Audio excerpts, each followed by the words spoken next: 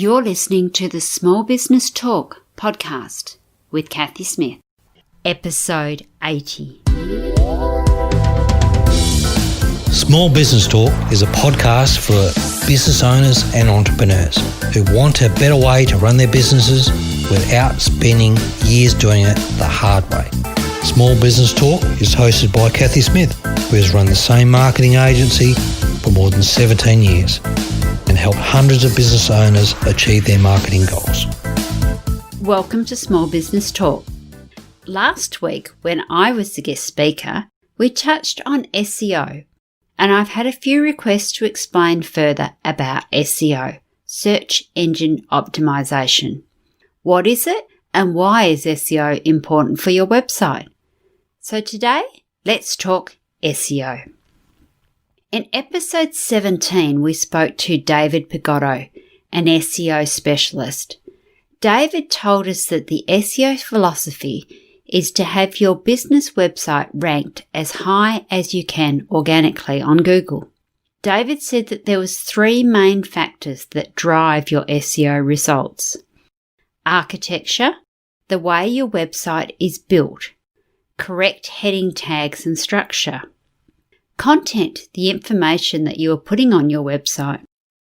Link building, the votes that other businesses give you in Google's eyes by linking back to your website. And quality does matter. In episode 32, we spoke about getting found on Google. You need to put your audience first. It is no point having the most wonderful website if your audience doesn't understand what you were talking about. If your messaging doesn't solve your audience's pain points and speak to them directly, your time and money will be wasted. Google really needs to know your website is compliant, so make sure that it's mobile friendly. Such a simple thing, but many websites are still not mobile responsive. SEO is quite a complex system which involves many factors, both on your website, which is referred to on-page SEO, and external factors, which is off-page SEO. Let's start with on-page SEO. All SEO starts with your website. Google is not going to rank you well if you have not followed the basic requirements of your website. Things like contact details, contact page and home page tabs on your navigation, correct heading protocols, only having one H1 heading, the main clear heading, clear page structures, keywords and supporting texts, alternate tags on all your images, reasonable loading speed, and content so that Google knows what your page is all about. Now you need to be customer focused. Ranking organically is wonderful. However, if you are not customer focused and solving their problems, all your hard work will be undone very quickly. If your potential audience is confused or unsure of your offering, they will bounce out of your website, hitting the back button very quickly. A high bounce rate is not what Google wants, and they will see that as a negative. Google wants to provide a good customer service experience to their customers, the searchers, so they need to find what they're looking for and stay on your website for a little while. If not, Google will start sending the traffic to your opposition. If you are confused, you lose, Donald Miller from StoryBrand says. So let's talk off-page SEO. Organic SEO consists of hundreds of different factors, and as discussed, it all starts with your website. So let's now talk about some of the other factors. Bounce rate is a huge factor, as we've talked about too. Links to your website are important. Google wants to know that you are who you say you are on your website and that you're a good fit to send their traffic to. Backlinks are a good way to get industry proof. Links for links' sake won't help you, and in some cases will actually harm your rankings. So don't just go out and buy 5,000 links. That is not what Google is after. Link building must be done slowly and methodically. Google wants to know that you are getting your links naturally and not being spammy. Start with any associations that you belong to, networking clubs, industry directories, like-minded businesses that you would normally refer to in real life. Now, you may have heard about reciprocal links. Reciprocal links are where you add a link to your website that links to me, and I add a link to my website that links to you. There has been a lot of talk over the years about whether this is a good strategy or not.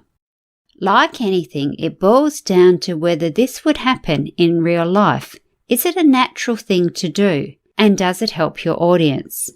If you can say yes to the questions, and the site you are linking to is a quality website with good authority, then yes, do it. If not, don't. Reciprocal links as your only strategy is not a good idea.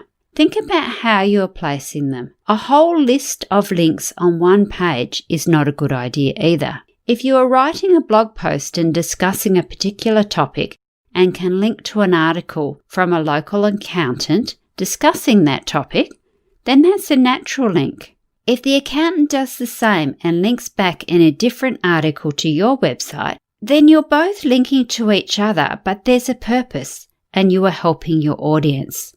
So that kind of reciprocal linking would be fine.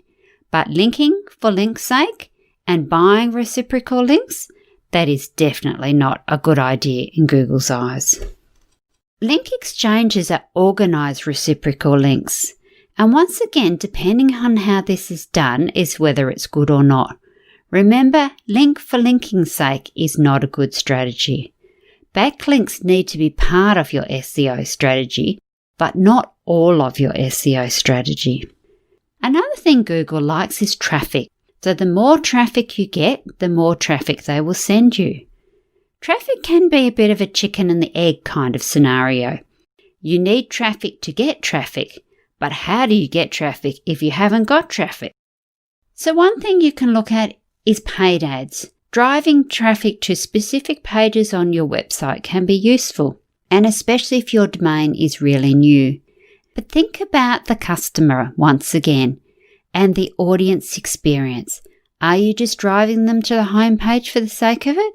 Or are you driving them to an article or a specific services page which will really help them?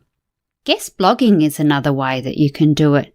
So writing industry-related articles on websites that have more authority than yours and where you can add a link to the bottom of that article. As always, remember to add value, not be spammy and salesy. Some guest blogging these days don't allow you to add links.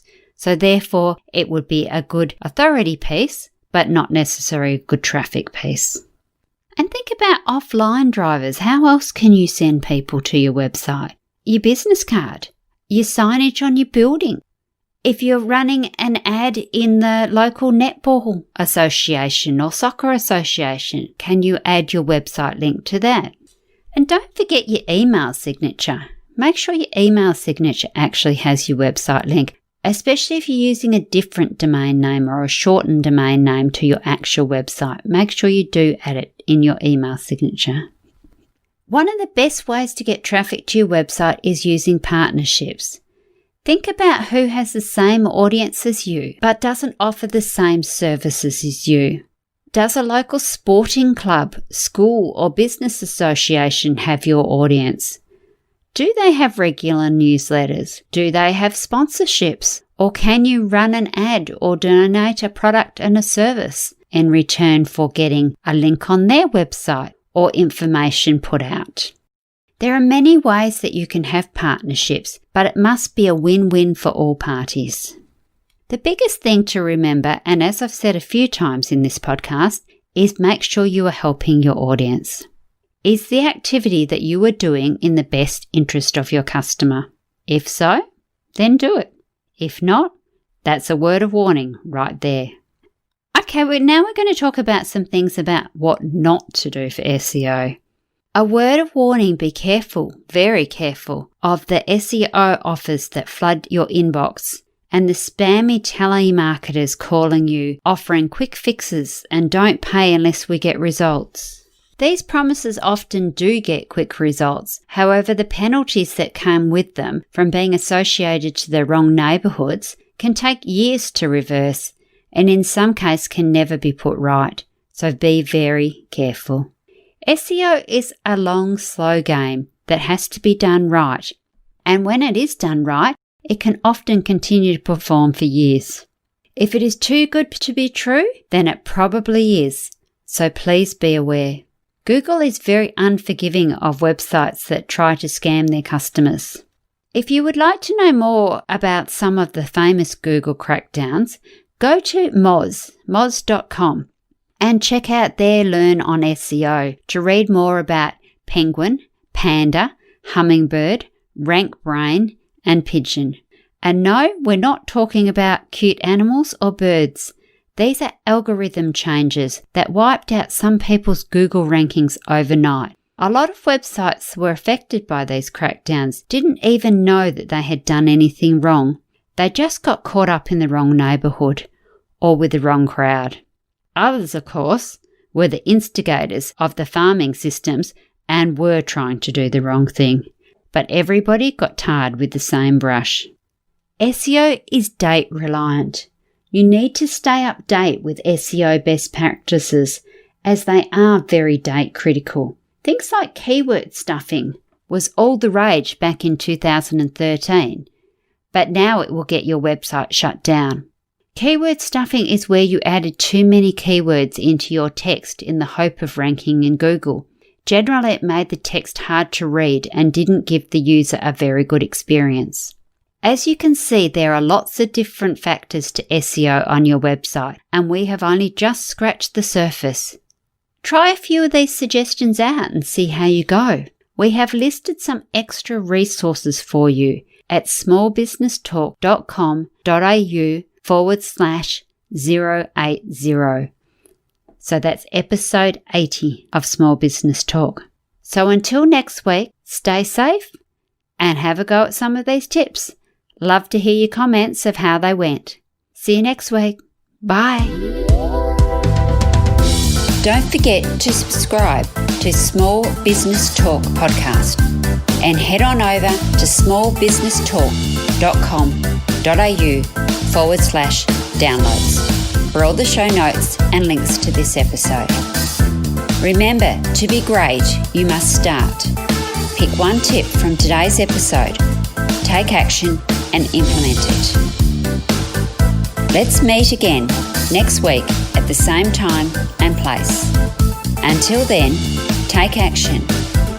And SBT community, enjoy your journey.